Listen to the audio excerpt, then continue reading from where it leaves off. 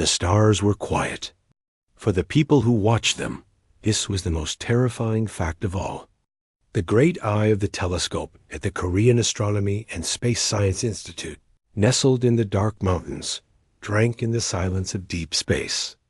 On the main monitor in the control room, a graphic showed it.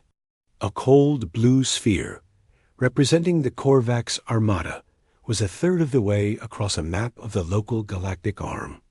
A dotted line connected it to a series of crossed-out planets. A final, fat red line pointed to a small, glowing dot labeled Earth. Kim Jun sat at his communication station, the soft green light of his screens reflecting in his glasses. His job was to listen, and for the last 6 months, he had heard nothing but the dying whispers of other worlds. The Galactic Council's warnings were a constant, frantic chatter in his earpiece, translated into dry, bureaucratic Korean. The Rixian homeworld has fallen. Assimilation complete. No survivors. The Korvax do not negotiate. They do not barter. They consume. Jun's face was a mask of calm focus, but his knuckles were white where he gripped the edge of his desk. Across the room, Lee Yuna was a storm of quiet activity. Her station was a nest of open code windows, spectral analyzers, and raw data feeds that she had routed around official protocols. Her dark hair was tied back messily, and she chewed on the end of a pen as she stared at a waterfall display of nonsense, the Korvax data stream. To everyone else, it was just noise, a weaponized burst of logic that crashed alien computers and broke minds. To Yuna, it was a puzzle. There has to be more to it, she had said to June 100 times. They are the most advanced things in the galaxy. They don't just broadcast static.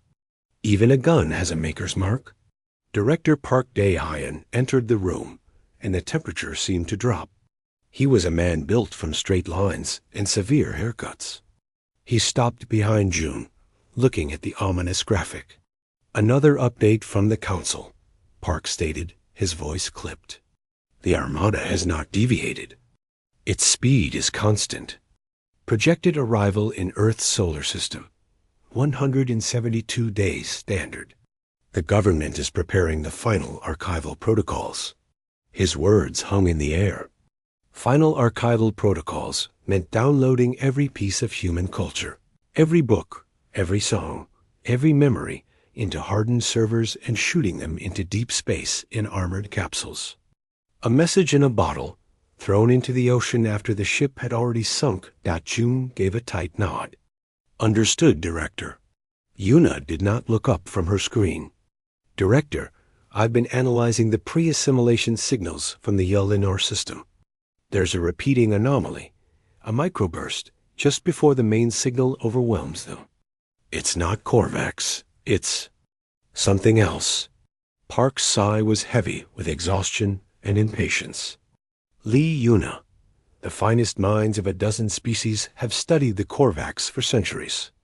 They have found no weakness, no anomaly that can be exploited. Our task is not to find a magic key. Our task is to record our end with dignity. Do not waste processing power on ghosts. But what if the ghosts are the key? Yuna finally turned, her eyes bright with a feverish hope that looked out of place in the tomb-like control room. Focus on the monitoring schedule, Park said, ending the discussion. He walked to his office, the door shutting with a soft, final click. June waited a moment, then rolled his chair over to Yuna's station. You'll get yourself fired, he said, his voice low. What does it matter?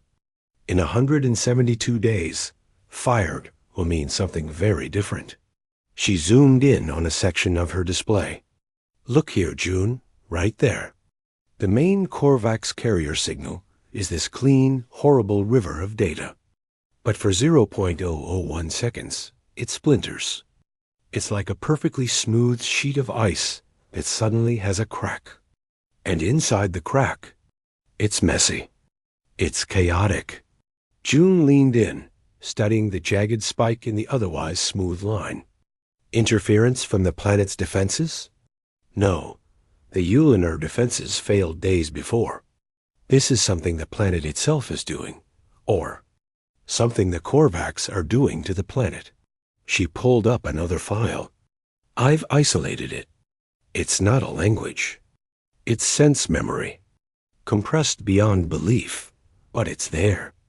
I ran a basic decompression algorithm. She hit a key. The sound that came from her speakers was not a sound meant for human ears. It was a low, resonant, pulsing wail, like a stone giant sighing. Underneath it was a faint, shimmering chime, like wind through crystalline leaves. It lasted 3 seconds. Then it was gone. A profound silence filled the space between them. It was not the silence of dead space. It was the silence of a grave. What? What was that? June whispered. That, Una said, her own voice hushed, is the last sound of the Ulinar homeworld. Or at least, an echo of it. That pulsing? I think it was the sound of their central sea. The chime? Maybe the sound of their equivalent of trees. She looked at him, her usual defiance replaced by something like awe and horror. The Korvax aren't just deleting civilizations, June. They're scanning them, absorbing them. And some tiny piece of what they absorb is leaking out, right at the moment of assimilation. June stared at the now silent speaker. The concept was too large to grasp immediately. All this time, the galaxy had seen the Korvax as a cosmic fire, burning worlds to ash. But what if they were a library? A library that burned the original book after making a copy? And what if the copying process wasn't perfect? We have to tell Park, June said, but without conviction. He won't listen. Ghosts, remember? Una closed the file, as if protecting the memory within it. But June, think. If this is a flaw in their process, if every world leaves a ghost in their stream, what ghost would Earth leave? The question hung in the air. June looked past his monitors, out the large reinforced window at the darkening sky. Somewhere out there, a fleet of silent geometric ships drifted closer with every second. They were coming to add humanity to their collection. The thought filled him not just with fear, but with a sudden, fierce anger. To not just be destroyed, but to be filed away. He rolled back to his station. On his main screen, the graphics still glowed, the blue sphere inching closer to the little dot. 172 days? We keep working, June said, his voice firm. He didn't look at Una. You focus on the ghosts. Isolate more of them. Find a pattern. I'll handle the official logs and keep Park off your back. He opened a secure, hidden directory on his terminal, a place not even the director's audits would check. We'll call it Project Echo. Una gave a small, sharp nod, a spark returning to her eyes. She turned back to her screens, to the rivers of deadly data, now hunting for the cracks in the ice. Outside, the first stars began to appear, cold and distant. They did not feel like friends anymore. They felt like witnesses. And Earth was next on the list. The mountain facility became a world of its own, sealed under a dome of dread and digital light. Kim June moved through his duties like a careful ghost, maintaining the perfect logs, filing the hourly reports to Director Park, and speaking in the calm, hollow tones everyone had adopted. The world outside was fraying at the edges. There were food shortages, silent protests in cities, and a strange, quiet desperation hanging over everything. But inside Kasi, there was only the hum of machines and the weight of the countdown. 140 days. Lee, Una lived in her nest of screens. Project Echo was a secret cancer, growing in the hidden directories of the Institute's mainframe. She had become a collector of last breaths. Using her refined algorithm, she had isolated 17 ghost bursts from 17 dead worlds. She did not listen to them all. Some were too painful, too alien in their sorrow. She cataloged them by sensory type. Olfactory Ghost 04, the sharp ozone and spice scent of a Velnax thunderplane. Audio Ghost 11, the complex four-tone song of a Lytenian crystal grub, now forever stilled. Visual Ghost 07, a swirling pattern of cool blue and silver that her screen could render, but which her human eyes could not fully understand, the last art of a species that saw in ultraviolet. June was her anchor. He brought her food she would forget to eat, kimbap rolls and cold barley tea. He ran interference, telling Park she was running deep diagnostic patterns on Korvax carrier wave stability, which was technically true if you looked at it from a very strange angle. Late one night, when the control room was empty except for them and the sleeping servers, Una called him over. Her face was pale, the light of the monitors etching deep shadows under her eyes. "I found it," she said, her voice rough from disuse. "The pattern. It's not in the ghost itself. It's in the Korvax signal right after the ghost appears." She pulled up two waveforms on a split screen. Both showed the clean, terrifying river of Korvax data. Then a jagged spike, the ghost. After the spike, the river resumed. But it was different. "Look," she whispered, pointing with a trembling finger. After Ghost 07, the Korvax stream shows a 0.03% increase in random fractal generation in the next 30 seconds. After Audio Ghost 11, there's a subtle harmonic resonance that wasn't in their base signal before. It's tiny. It's gone in less than a minute, absorbed back into their perfect logic. But it's there. They're contaminated. For a moment. June leaned in, understanding dawning like a cold sunrise. The assimilation isn't clean. They take everything a world is its biology, its culture, its memory, and they force it into their system. But some bits don't fit. They're like splinters. They cause a tiny infection before the body absorbs or rejects them. "Yes," Una said, a fierce light in her eyes. "And every world so far has fought them with logic, with physics, with weapons. They've tried to break the river with a dam. It never works. The Korvax logic is too strong." A silence fell, filled only by the server fans. June finished the thought, the idea feeling both insane and obvious. "We can't break the river with a dam. But we could poison it." "Not poison," Una corrected, turning to her main keyboard, her fingers flying. "We could overwhelm it. We send a ghost. Not a ghost of a dead world, but a living one. We send our ghost. We send it before they start the assimilation process. We don't let them scan us. We force-feed them humanity. All of it. At once." She opened a new window. It was a blank file, labeled Ghost Package Prototype. Think of it, June. Not a message they can analyze. Not a diplomatic packet. A data bomb made of everything that makes no logical sense. Everything that is too alive, too messy, too us for their clean system to process quickly. The scope of it was terrifying. June, a man of protocols and clean data streams, felt dizzy. What would we even put in it? "Everything," Una said, as if it were simple. The sound of a heartbeat and a subway train. The taste of sugar and of blood. The Mona Lisa and a child's finger painting. A Shakespeare sonnet and the frantic headlines of our news. Joy, terror, love, hate unfiltered, illogical, beautiful, ugly human noise. We compile it. We compress it into the same carrier wave they use, and we hit their lead ship with it the moment it arrives in the solar system. We give them a psychic sneeze. They might just delete it, June argued, but his heart wasn't in it.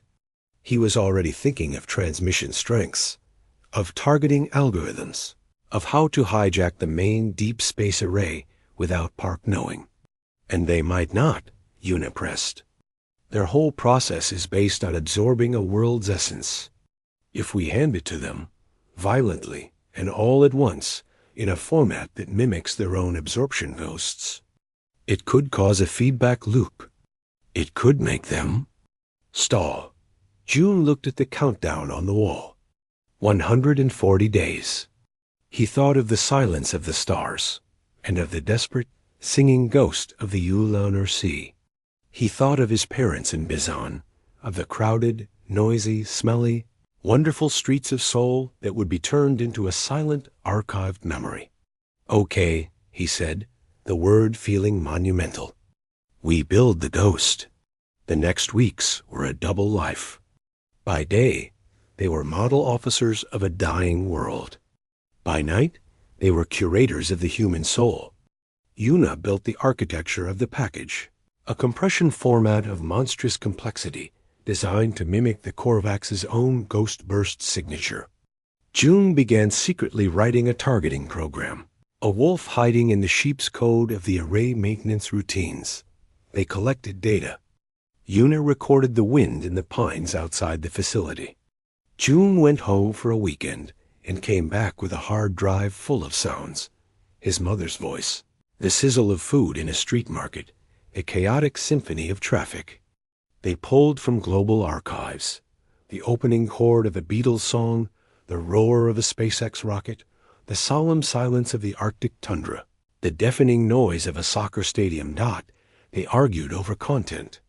"We need the bad, too," June insisted one night, adding data from wars and natural disasters. "It's not real if it's only the good." Yuna reluctantly agreed, adding fragments of tragedy, of pain, of grief. The package became a living, breathing, screaming thing in its digital cage. It was not a proud message to the stars. It was a defiant, messy, and true reflection of a species that loved and suffered in equal measure. Director Park noticed their exhaustion. "You are pushing too hard," he told June, placing a hand on his shoulder.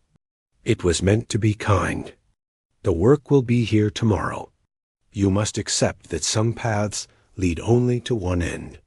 Dignity is found in acceptance, not in futile struggle." June met his director's eyes and felt a pang of guilt.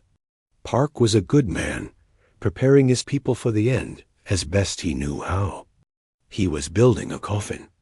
They were building a weapon disguised as a last will and testament.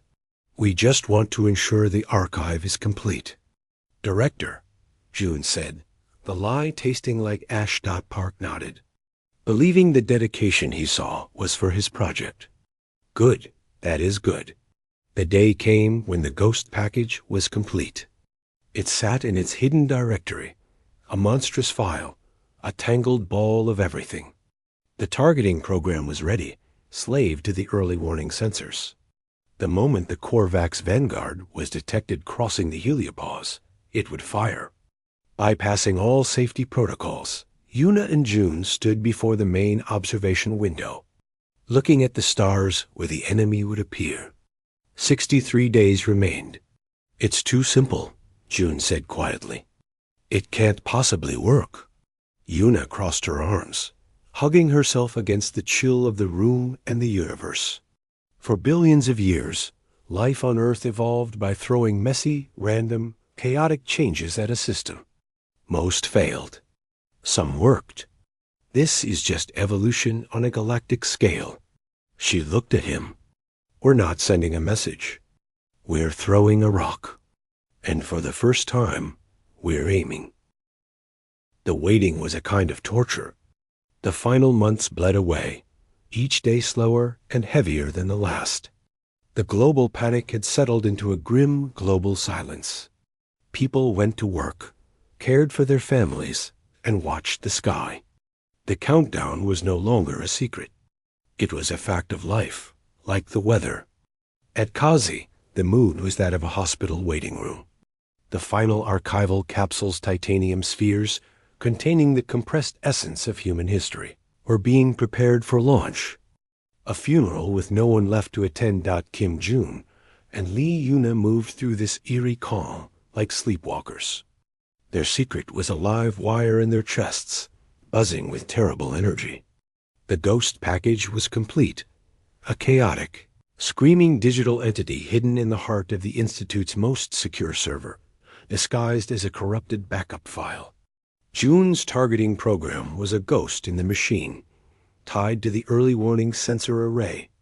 It would wake up only when it saw the specific, terrifying signature of a Korvax dimensional breach at the edge of the solar system. Director Park. Daehyun had become a monument to solemn duty. He often stood in the control room, looking at the stellar map, now updated in real time from lunar observatories. The Korvax armada was a blur of cold light, a storm front in the void. 30 days. Then 20. The Galactic Council's warnings had stopped. There was nothing left to say. 10 days before projected arrival, Yuna found a new ghost. It was from a small, aquatic world assimilated only a week earlier. This ghost was different. It was not a sense memory of the planet itself. As her algorithm decompressed the tiny, corrupted burst, the control room speakers emitted a sound that made June's blood run cold. It was a voice, or rather, the shattered echo of one. A warbling, distorted series of clicks and sighs that their computer, using the dead species linguistic database, rendered into broken galactic standard, and then into stumbling Korean text on their screen. The light, it is not. It remembers. The patterns are, we are not deleted. We are tangled. Help. The message dissolved into static. Yuna and June stared at the words. The confirmation was more horrifying than the mystery. The ghosts were not just accidental echoes. They were fragments of consciousness, of people, trapped in the Korvax stream, aware and suffering. It's a prison, Yuna whispered, her hand over her mouth. Their assimilation. It's a prison of data. They don't die. They get uploaded and lost.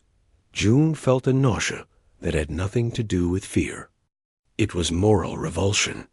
The Korvax were worse than destroyers. They were archivists of agony. The ghost package was no longer just a weapon of confusion. It was a key thrown at a vast, dark lock. Could a scream of life shatter a prison of lost souls? 5 days out. The first civilian evacuation ships left for Mars and the lunar colonies, knowing full well they were only delaying the inevitable. The skies were empty of satellites. All bandwidth was dedicated to the final broadcasts and the archival project. Park summoned the entire Kazi night shift to the main conference room. His face was gray with exhaustion. The time has come, he said, his voice flat. The Council has confirmed the Armada is on final approach. They will be in scanning range in 96 hours. We will initiate the final record. All personal terminals will link to the global archive. You will have 1 hour to make your own contributions. He meant last messages, final thoughts, love letters to eternity. After that, all systems will be dedicated to protecting the archive cores until the end. You have served with honor. Thank you. People wept silently. Some hugged. June looked at Yuna. Her jaw was set, her eyes dry and fierce. This was their window. The chaos of the final record, the massive data surge of 8 billion people trying to say goodbye, would be the perfect cover for their own transmission. The final day dawned cold. The warning alarm sounded not with a shriek, but with a soft, persistent chime. On every screen in the control room, a red icon flashed. Korvax Vanguard detected. Dimensional breach at solar heliopause. Arrival. Imminent. 47 minutes. The control room became a scene of quiet, efficient despair. Park stood at the central command podium. Initiate the final record. Open all channels. God be with us all. A low hum filled the building as the planet's collective data stream began to flow terabytes of information. A digital heartbeat of sorrow. June gave Yuna a single nod. He slid into his station, his fingers flying across the keyboard. On his secondary screen, hidden from view, A simple interface glowed, Echo Protocol armed, with a few keystrokes. He routed the massive power of the Institute's deep space array away from the archival broadcast and into his hidden program. The system complained, but the complaint was lost in the global data storm. Yuna watched the main sensor feed.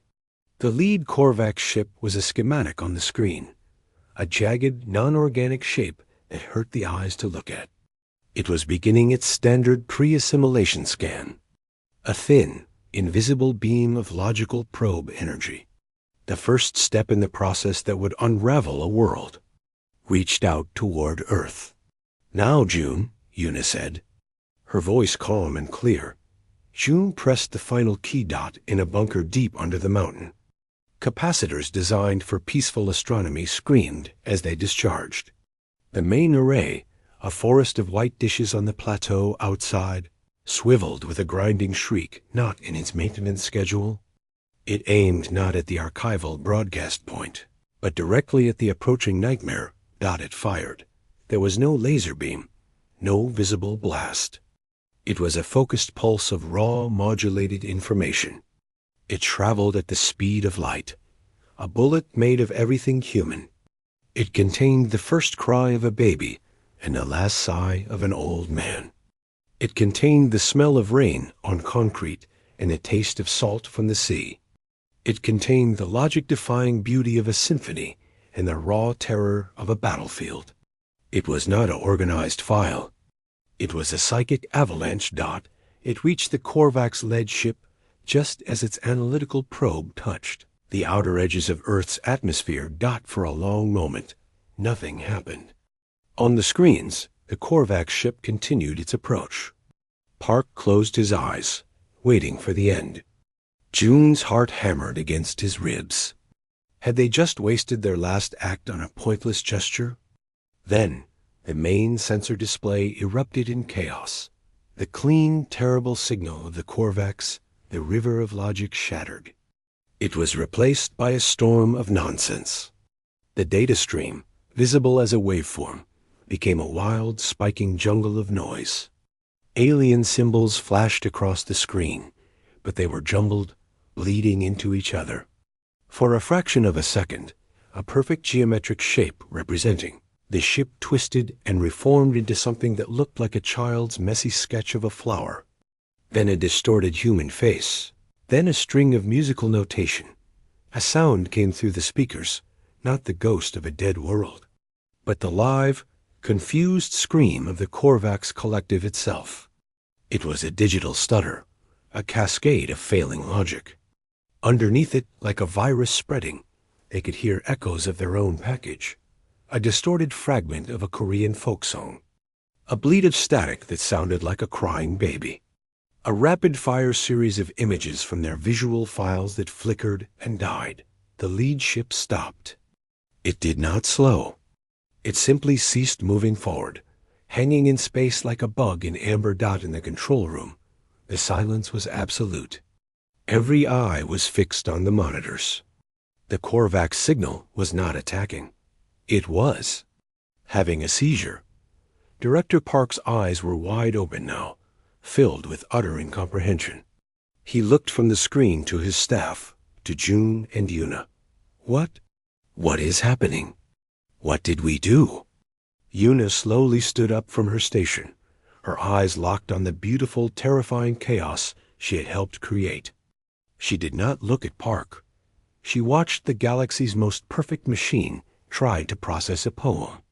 "It's working," she breathed, not with joy, but with awe. "They're reading our ghost."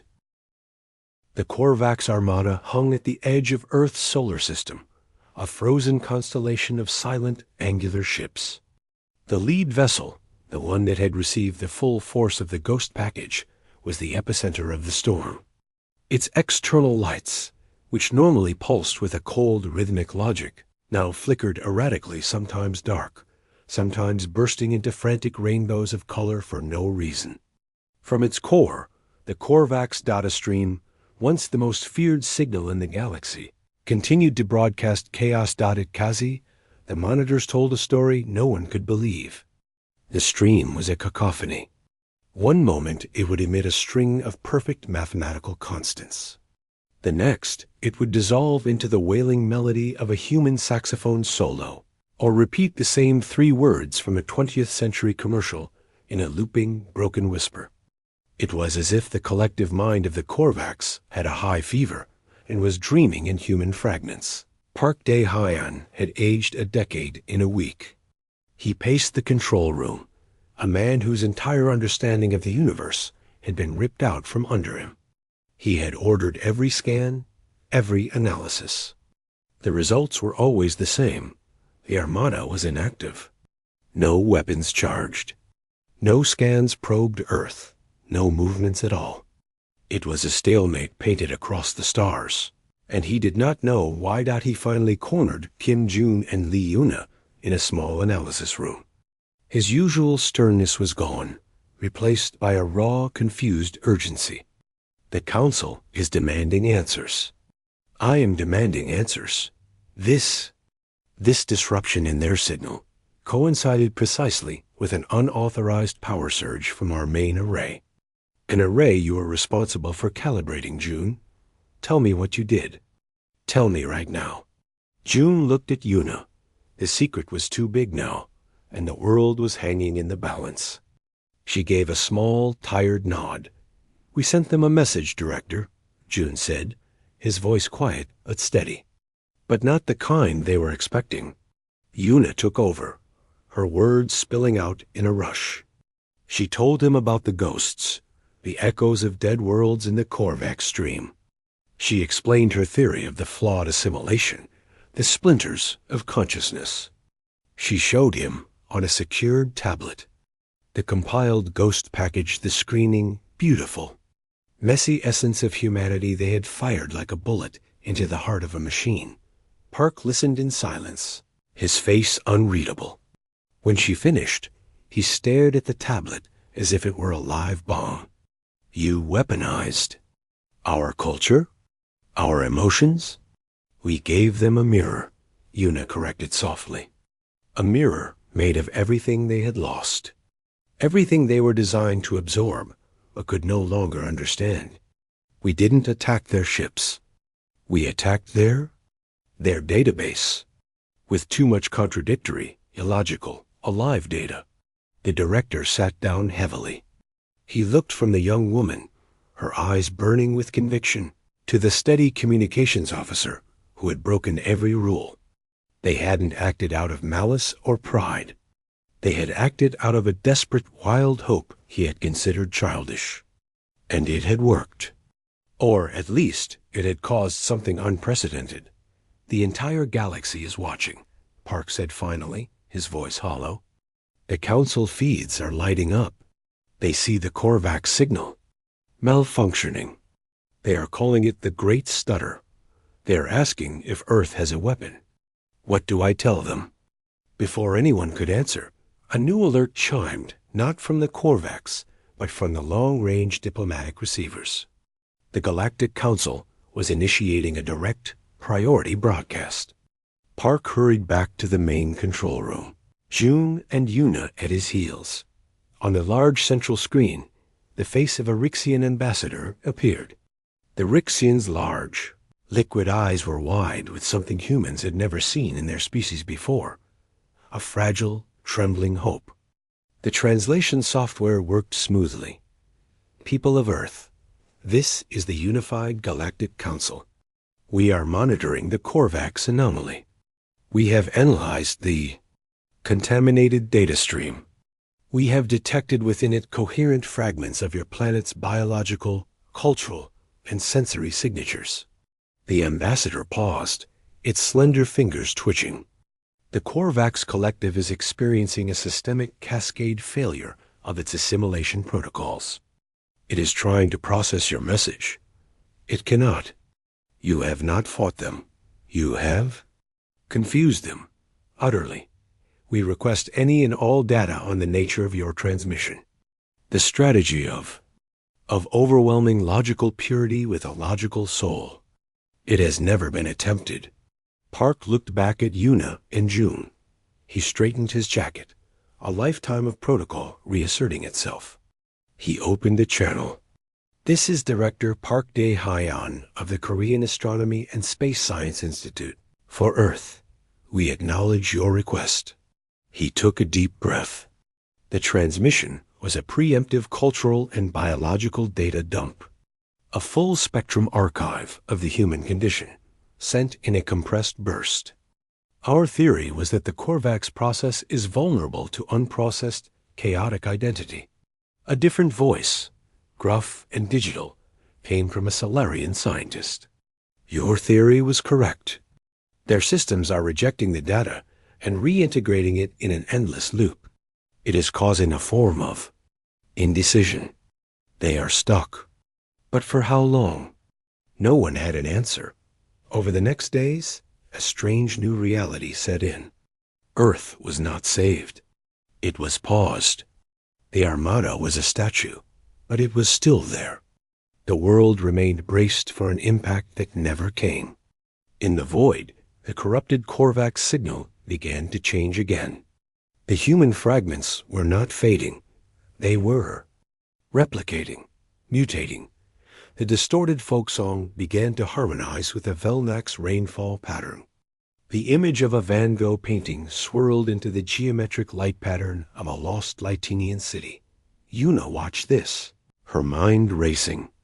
"They're not deleting it," she told June. "They can't. Their whole purpose is to absorb and archive. So they're trying to file our ghost. But our ghost is alive. It's connecting with the other ghosts trapped inside them. It's making friends in the prison." It was a beautiful and terrifying thought. Their cry in the dark was becoming a chorus. On the morning of the 7th day, the lead Korvax ship moved. A collective gasp went through control rooms across Earth, but it did not advance. It rotated slowly, presenting a different facet to the sun. And from that new facet, a new signal pulsed, a cleaner, deliberate signal. It was not a human signal. It was Korvax. But it was different. It was a simple, repeating geometric shape, a perfect cube. And then, overlapping it, the image of a human hand. Then the cube. Then the hand. Over and over. It was a question. The first question the Korvax had ever asked. The galaxy shuddered. Not in fear, but in disbelief. The unstoppable force had just asked for an introduction. Park, June, and Yuna stood together, watching the screen. The director finally spoke, his voice filled with a wonder that overcame his exhaustion. "They are asking what we are." June nodded slowly. "And they showed us what they are. A shape. A structure." Yuna smiled, a real smile for the first time in months. It was a tired, triumphant, and worried smile all at once. "Now," she said, "we have to answer. And we have to decide what to say to a god that just woke up from a nightmare and found our hand." The message from the Korvax hung in the void, a silent, pulsing beacon of cube and hand. It was not a threat. It was a request for a language lesson. Across Earth, the paralysis of dread began to thaw into the frantic, fragile energy of a new problem. How do you talk to a machine that dreams? At Kazi, the control room was no longer a tomb. It was now the center of the most delicate diplomatic operation in history. Director Park Dae-hyan, transformed from an undertaker to an ambassador, coordinated with world governments and the stammering, bewildered Galactic Council. The consensus was unanimous. Earth would respond.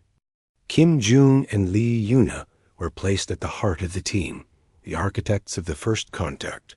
But what do you send? The ghost package was a scream of life, a weapon of identity. A reply had to be something else. A bridge. We must show them the connection, Yuna argued in the planning session. Her eyes were tired but alight. The hand shapes the cube. The cube gives the hand a form to hold. We send them art, yes, but also the process. The struggle. So they built a new package. They called it the seed. It contained the messy, beautiful process of creation. They sent video of a sculptor turning formless clay into a statue, and then the statue eroding in the rain. They sent the sheet music for a simple lullaby, then a complex symphony that grew from it. They sent the principles of mathematics, and beside them, the wild, abstract paintings those same principles inspired in a human mind. They sent a child learning to write the word water, and a poet using that word to break a heart. June handled the transmission protocols. This time, there was no secrecy, no hijacking of arrays. Every telescope on Earth, every satellite, was focused on the lead Korvax ship as he sent the seed on a gentle, repeating loop. The wait was shorter this time. Within hours, the Korvax response changed. The cube and hand symbol dissolved. In its place, the Korvax began to broadcast their own new signal. It was a visual stream. At first, it was incomprehensible, a flood of geometric patterns, light frequencies, and data points. But Yuna, watching with her linguist's mind, saw the structure emerging. There, showing us their library, she breathed that it was the archive of 1,000,000 assimilated worlds. But it was no longer a cold storage. The human ghost, the chaotic seed of emotion and imperfection, was acting like a catalyst. The Korvax were cross-referencing. They showed the crystalline music of the Lytenians alongside a human cello suite, highlighting similarities in mathematical harmony. They displayed the swirling storm patterns of the Velnax and juxtaposed them with Van Gogh's Starry Night. They were building connections, finding echoes. They were learning to curate, not just collect. A week later, the impossible happened. The Korvax armada moved again. But it did not advance toward Earth. The ships turned in perfect, silent unison and began to retreat. They slipped back through the dimensional breach at the heliopause, one by one, until only the lead ship remained. Then it too began to withdraw. But as it reached the breach, it released a single small probe. The probe shot toward Earth, not with aggression, but with the gentle arc of a thrown gift. It landed with feather-soft precision in the empty desert of the Australian outback. The world watched, holding its breath. The probe was a perfect, dark sphere. When a joint human and galactic council team approached, it opened without a sound. Inside was not a weapon, but a data crystal. And next to it, a small, rough sculpture. It was made of an unknown, warm gray material. It was clearly a Korvax geometric form, a complex, multi-sided shape, but it was imperfect. One side was smooth and precise. The other side was molded, clumsily, into the shape of a human hand, as if trying to hold it. The data crystal, when accessed, contained one thing. It was not an apology, for the Korvax likely had no such concept. It was a map. A star map, detailing the location of every civilization they had assimilated. And next to each location was a new data signature, a frequency. The trapped ghosts were now broadcast points, their prisons turned into beacons. The message was clear. The library was open. The warden had left. The job of understanding, of remembering, of perhaps even one day restoring, was now in the hands of the survivors. Earth was not just spared. It was singular. In the years that followed, Earth changed. They did not become the galaxy's warriors or its kings. They became its therapists, its artists, its archaeologists of lost souls. The Echo Institute was founded with Lee Yuna as its head. Her work was no longer about defense, but about dialogue, using the Korvax map and the new, more fluid language they had developed. Her team began the long, slow process of communicating with the echoes in the data stream. Offering them the solace of witness. Kim June became the chief of interstellar communications, building the physical and digital bridges between Earth and the grateful, wary species of the Galactic Council. Humanity's strange, illogical weapon was revered and studied. They were asked not for their weapons, but for their music, their stories, their paintings. A Solarian philosopher famously said, "You gave a sleeping god a dream, so vivid he forgot how to be a god." Director Park retired from Kazi. He often visited the Echo Institute, walking its quiet halls filled with the gentle, sorrowful beauty of 100 lost worlds being remembered. He would sometimes stop before the first display, a secured case holding the rough gray sculpture from the probe, the shape, and the hand. One evening, he found Yuna and June in the Institute's garden, under an Earth sky that was now dotted with the friendly lights of Allied starships. They were older, quieter, the weight of what they had done forever a part of them. "They are still out there, you know," Park said, joining them. "The Korvax. The Council Scouts say they are dormant, drifting in the void between galaxies." "What do you think they are doing?" June looked up at the stars. "I think they are thinking, processing. They have a universe of new data to file. The messy, emotional data of 1,000,000 species, all talking to each other through the hole we made." Yuna smiled, leaning back. "We didn't beat them," she said, as she had many times before. "We gave them a question they couldn't answer. A question so big it changed the questioner." She pointed to the sculpture in the nearby display, visible through the glass. "They are trying to understand the hand that holds the shape. And maybe, one day, they will learn to feel the hand that holds them too." The galaxy had shuddered at humanity's defiance. But now it hummed with a new, softer frequency, a song of reclamation and memory, started by a scream that became a whisper, then a conversation. And Earth, once next on a list, was now the keeper of the keys, living proof that sometimes the strongest thing in the universe is not a perfect weapon, but an imperfect heart.